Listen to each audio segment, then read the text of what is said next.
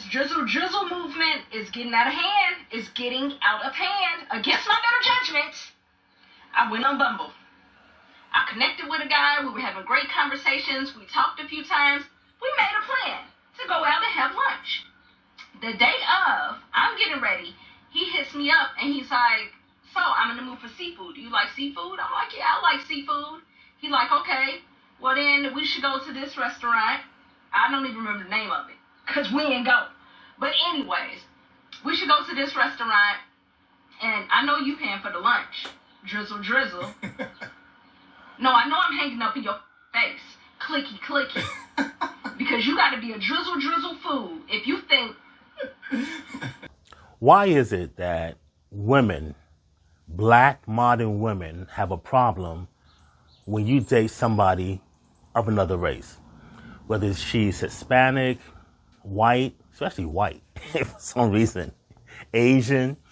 Why do they feel some kind of way when you dating somebody of another race? They always got to run their mouths. They always got something smart to say, something sarcastic to say. I'm like, do you write your own material? Because if you do, it sucks. Why do black modern women have a problem when you, as a black man, date somebody of another race? Really? Stay to the end, because I have a story to tell you. Coming up next.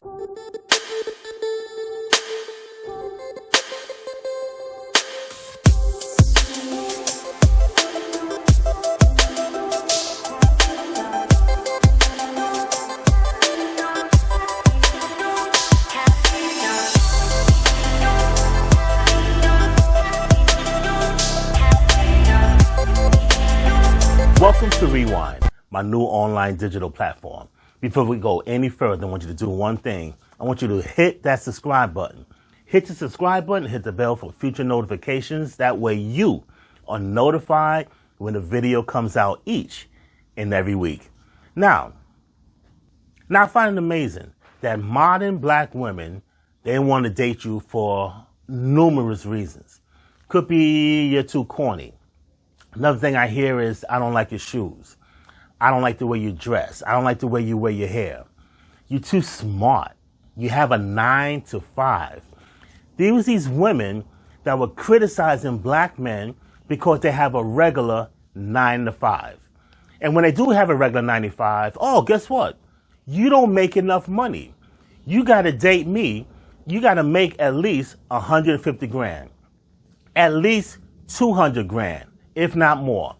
These modern women have these outrageous expectations of the type of man they want to date, but you're still single. You still don't have anybody. You are still alone, all alone.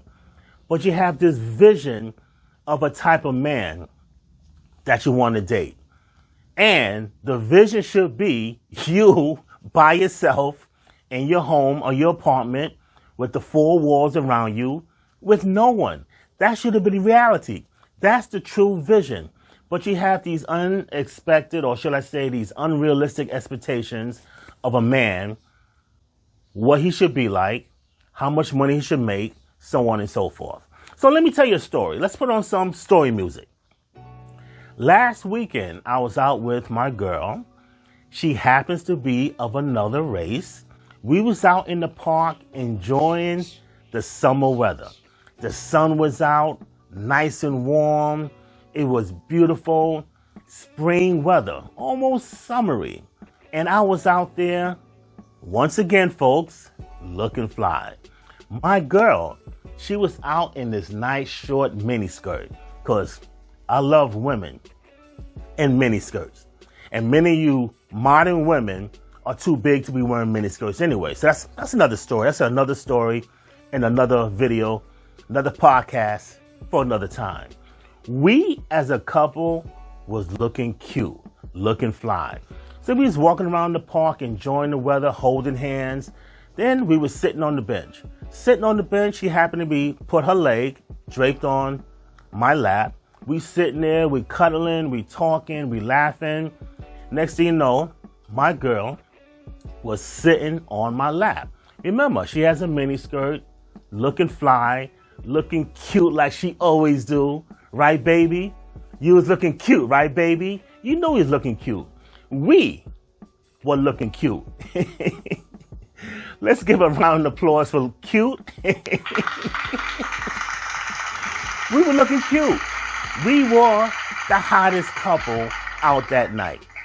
So later on, these two women, let's call one of them Tanisha, the other one Shaniqua.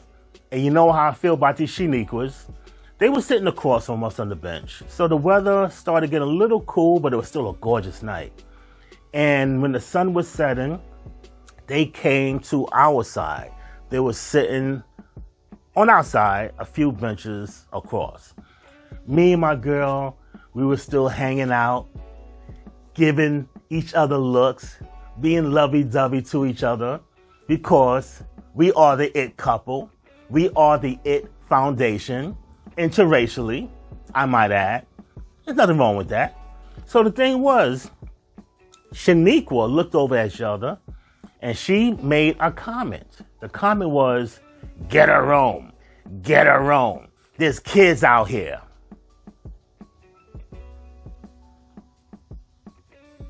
Let's talk about one thing.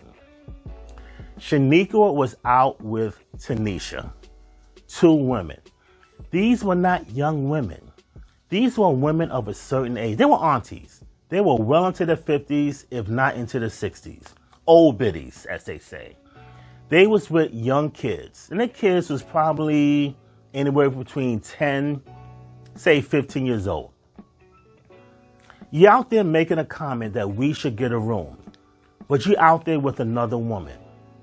You're out there with Tanisha. You don't have a man. So you're hanging out with your girlfriends. Your girlfriend don't have a man. So she's hanging out with you. What's the problem that you, Shaniqua, can't get a man? Can't get a decent man? And the thing is, you can tell you was uneducated because the way you was talking, your vernacular, very street, very ghetto, very urban. I mean, you women want a man, but don't know how to speak correctly, don't know how to speak incoherently. You women should be going to college. But the funny thing that 90% of black women are getting degrees, or should I say most enrolled, but not so much getting degrees. But the thing is, I can tell by the way you was talking that you're not educated. And the thing was, get a room, get a room. You know how many times I heard people say, get a room? That saying is so played out. It's so lame. Come up with something more original. Matter of fact, entertain me and my girl. If you want to be cute, you want to be comedic, you want to be funny, then be comedic, be funny, and try to be cute, because you're not cute. You wasn't attractive. You was an old auntie. Come up with something more original. Come up with something that me and my girl can sit in the audience and laugh at you, okay? You're not funny. You're not cute. One thing I can't stand when people say the same thing over and over and over, the same comments, the same taglines. It's lame. It's boring. We've heard it 1,000 times. It's just like listening to the same record over and over and over. Just like a comedian. A comedian goes on stage and tells the same joke over and over. Once that joke is told, it's over. Come up with something new. Come up with something original, Shaniqua. But you can't do that. But you're out there trying to be cute.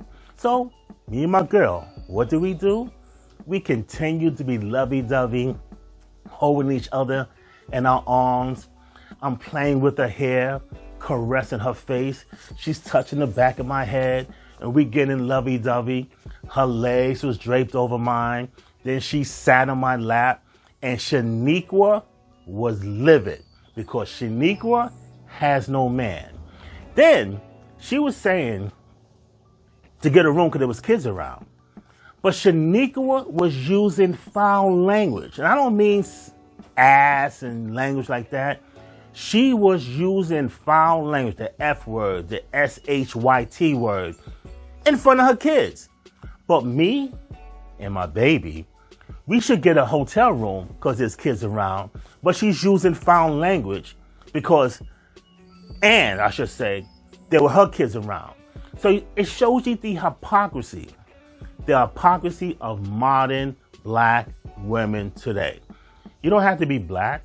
You could be Hispanic. You could be white. But modern women today, get your ish together. Stop worrying what other people do.